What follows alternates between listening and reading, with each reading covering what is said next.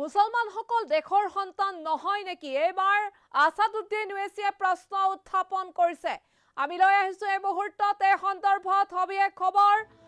এটা ডাঙৰ খবৰ তেওঁ মন্তব্য কৰি কৈছে যে মোদীৰ ভুলৰ বাবে ৰাজপথত যুৱকৰ প্ৰতিবাদ। এতিয়া মোদীয়ে বুলডোজাৰ চলাবনে? প্ৰশ্ন উত্থাপন কৰিছে এআইএমআইএমৰ নেতা আছাদুদ্দিন ওৱেইছিয়ে। তেওঁ গৰজি উঠিছে এইগৰাকী এআইএমআইএমৰ নেতা আছাদুদ্দিন ওৱেইছি। কৈছে মোদীয়ে ধ্বংস কৰিছে বহু নিবনুৱা যুৱকৰ ভৱিষ্যত। মুছলমানসকল দেশৰ সন্তান নহয় নেকি? মুছলমান সকলো এই দেশৰে সন্তান, তেওঁলোকৰো অধিকাৰ আছে।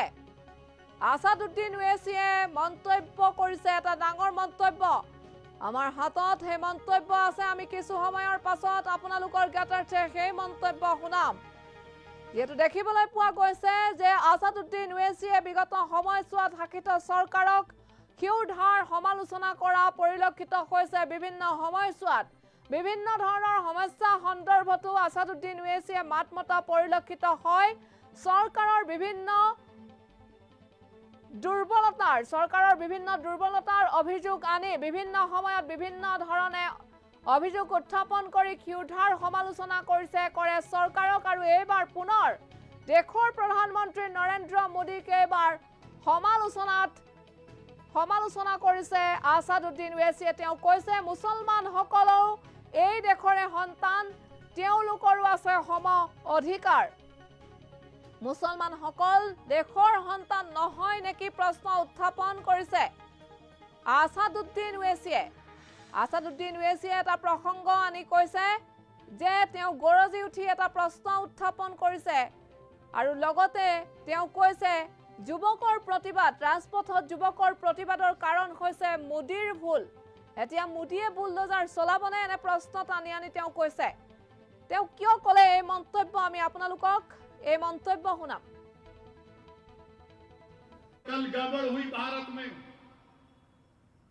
जगह जगह नौजवान जो मोदी के गलत फैसले के खिलाफ एहतजाज किए, मोदी के गलत फैसले की वजह से वो रोड पर निकले, मोदी की गलत फैसले की वजह से उन्होंने नौजवानों की नौजवानी को बर्बाद करने का एक रास्ता निकाला, उनको खत्म करने का एक रास्ता निकाला। वो नौजवान निकल गया रोड पर।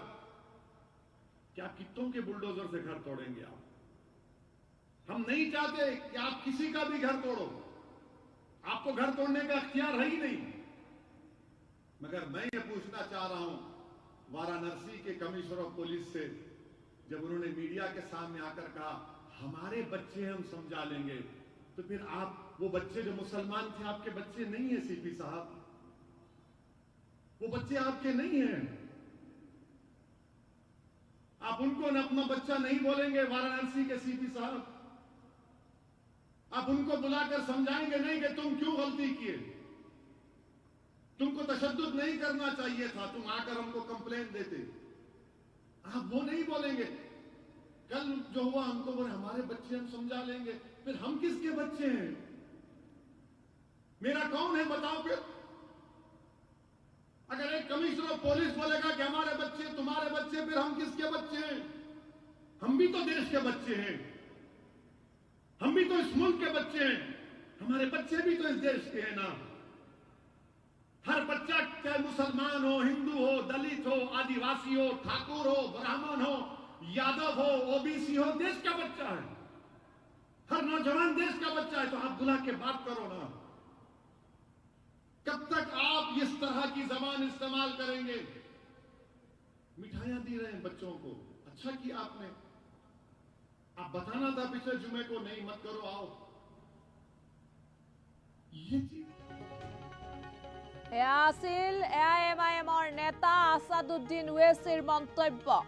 ইতিমধ্যে আপোনালোক সকলোৱে জানে যে অগ্নিপথ আঁচনিক লৈ দেশৰ নিবনুৱা যুৱকে যি প্ৰতিবাদ সাব্যস্ত কৰিছে, সেই প্ৰতিবাদ ইতিমধ্যে অধিক হিংসাত্মক ৰূপলৈ পৰিণত হৈছে।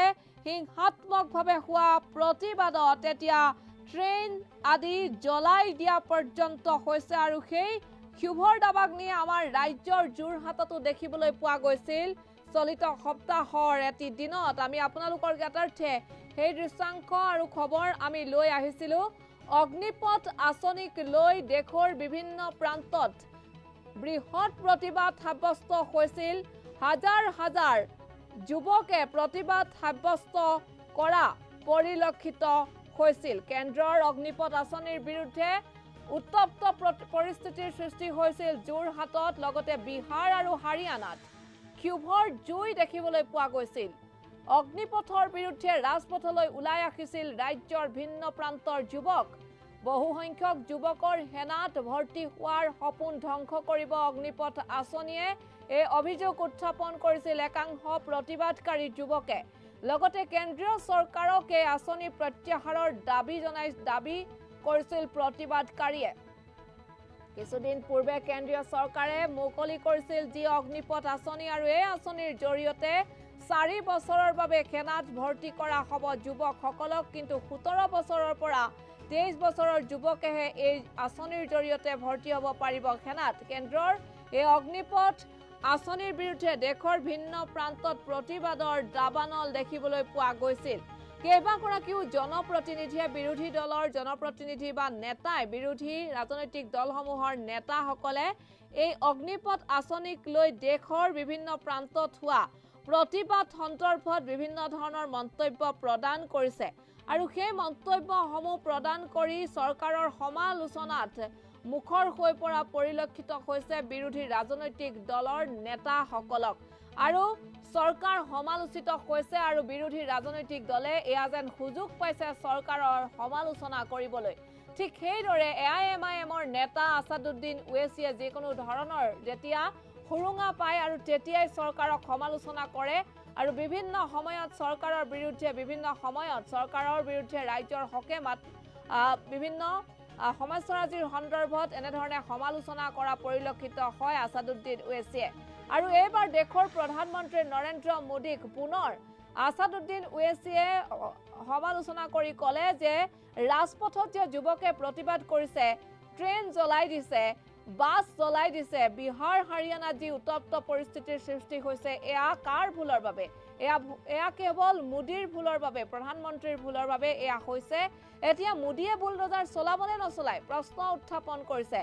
লগতে AIMIMৰ নেতা আছাদুদ্দিন ওৱেইছিয়ে কৈছে যে মোদীয়ে বহু নিবনুৱা যুৱকৰ ভৱিষ্যত ধ্বংস কৰিছে বুলি তেওঁ মন্তব্য কৰি কৈছে, মুছলমানসকল দেশৰ সন্তান নহয় নেকি? এই প্ৰশ্ন উত্থাপন কৰিছে আছাদুদ্দিন ওৱেইছিয়ে।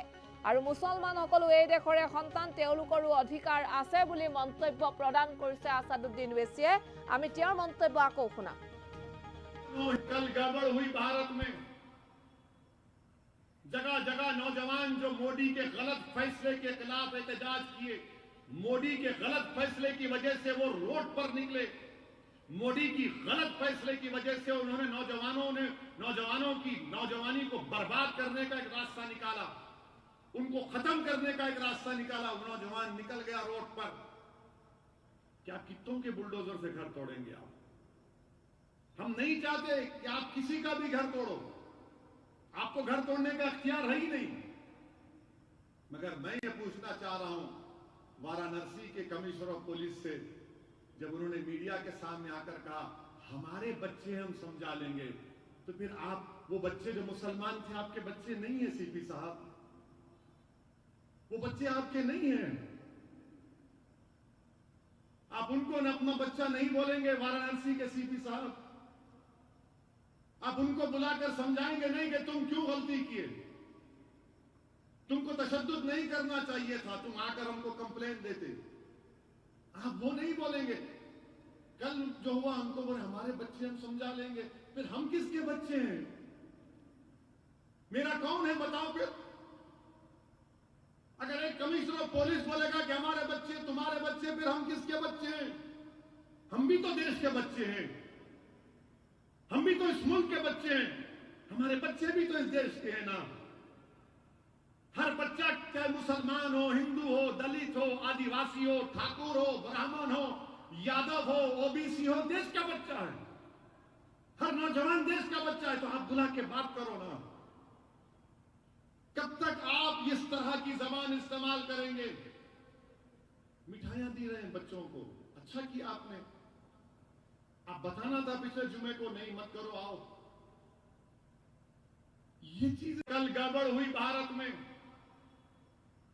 जगह जगह नौजवान जो मोदी के गलत फैसले के खिलाफ एहतजाज किए, मोदी के गलत फैसले की वजह से वो रोड पर निकले, मोदी की गलत फैसले की वजह से उन्होंने नौजवानों की नौजवानी को बर्बाद करने का एक रास्ता निकाला, उनको खत्म करने का एक रास्ता निकाला। वो नौजवान निकल गया रोड पर।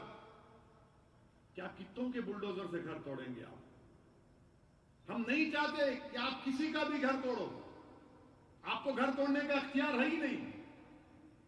मगर मैं ये पूछना चाह रहा हूं वाराणसी के कमिश्नर ऑफ पुलिस से, जब उन्होंने मीडिया के सामने आकर कहा हमारे बच्चे हम समझा लेंगे, तो फिर आप वो बच्चे जो मुसलमान थे आपके बच्चे नहीं है सीपी साहब, वो बच्चे आपके नहीं हैं। आप उनको न अपना बच्चा नहीं बोलेंगे वाराणसी के सीपी साहब। आप उनको बुलाकर समझाएंगे नहीं कि तुम क्यों गलती किए, तुमको तशद्दुद नहीं करना चाहिए था, तुम आकर हमको कंप्लेंट देते। आप वो नहीं बोलेंगे।